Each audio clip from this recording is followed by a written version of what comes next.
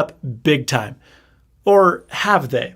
If you've ever watched my videos, you know that I don't go easy on Apple, but I am so frustrated about the irrationality and the misinformation behind this whole Apple battery situation because people are largely morons. And so let me give you some background as well as my opinion on the matter.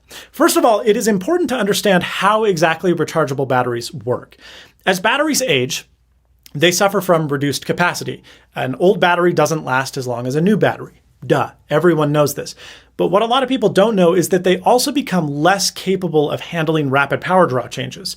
So when your phone is off, it doesn't require that much power, but you turn the screen on and it needs more power. You turn a game on and it needs even more. You turn everything off and it goes back down. That variance, that change is not handled well by an old or a cold battery. So old and cold batteries increase what's called the impedance to handle those variations better. But when you increase the impedance, the maximum voltage, like the total amount of peak power that the battery can provide to the phone, is decreased. So up until January 2017, iPhones with old batteries would oftentimes just randomly shut off, sometimes multiple times per day, when the battery indicator was at or below about 35%. And this was because during games or when using the camera or while playing music through the speakers, etc., the phone would require more voltage, more power than the old aged battery could provide. And so the phone would just shut down. And this was happening to a lot of iPhones. My sister had a problem with this on her iPhone 6 and her iPhone 6S. And this was not and is not exclusive to iPhone either. I've had it happen on a Galaxy S6 quite back in the day and my Moto Z as well. Old batteries just do this.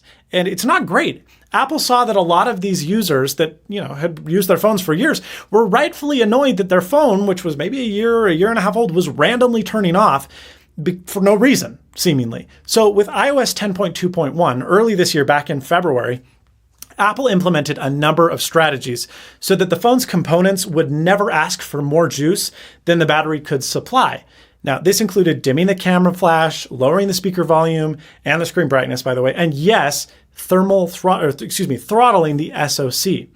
Now, because this was battery dependent, if you got a replacement battery, you either through Apple or a local repair shop, or you just bought a $10 eBay battery and you replaced it yourself, your performance would go back to normal. No more throttling would occur. No more problems. Your phone's as good as new.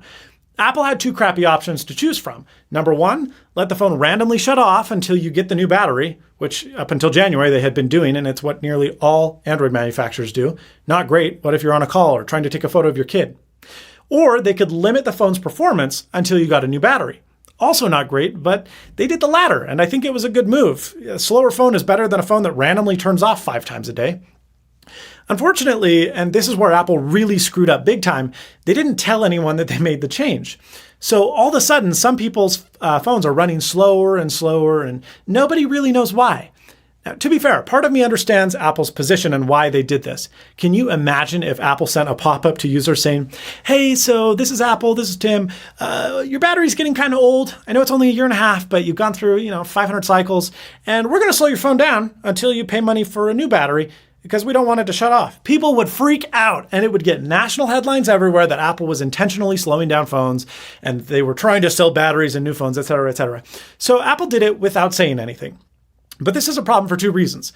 Number one, it's just dishonest. And number two, I'm betting that it led a fair amount of people to buy a whole new iPhone because they figured, oh crap, my old one's slow now and it just must be slow forever. I'm going to just go out and buy a new iPhone. Now, Apple said in an announcement this afternoon that, quote, first and foremost, we have never and would never do anything to intentionally shorten the life of any Apple product. And I do believe that. But then they say, or to degrade the user experience to drive customer upgrades. I don't know. I maybe believe them. I don't necessarily think it was malicious or evil. They were probably just trying to avoid a PR nightmare by disclosing and telling people they needed new batteries. And they really failed at that. But I mean, I totally understand if you were coming from a different point where you disagree and you think that this was intentional and planned and evil and designed to be obsolescent. But I'll play the devil's advocate here. Welcome to capitalism. Apple is not your friend. They are a corporation and they are designed to generate revenue. And they want you to buy the new iPhone. And if you think that Samsung or LG or HTC or any other company is different, you are a moron. Companies do this sort of stuff all the time. In fact, I bet Apple more than certainly performed an extensive cost-benefit analysis to determine if the lawsuits they'd have to settle outside of court when they got caught for this would be less money than the revenue they would earn from selling people new product before people figured out that it was just their batteries. But I digress. Regardless of whether Apple's intentions were pure or evil, it happened and they got caught red-handed.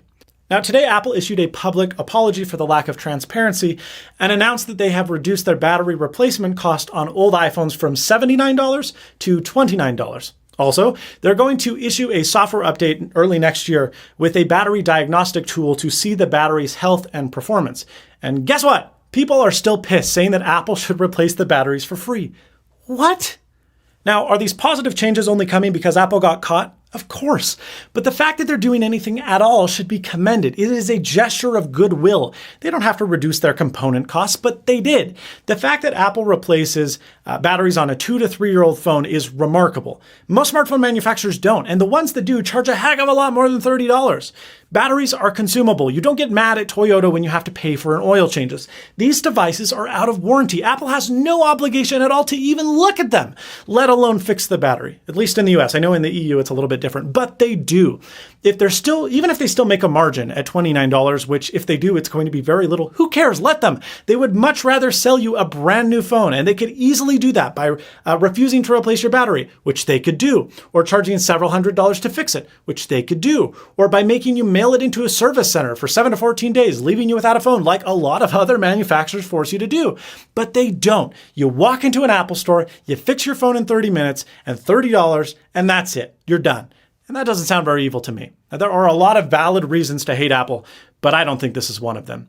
If you enjoyed this rant, please give it a thumbs up. If you didn't, that thumbs down button will do. Thank you so much for watching. Let's talk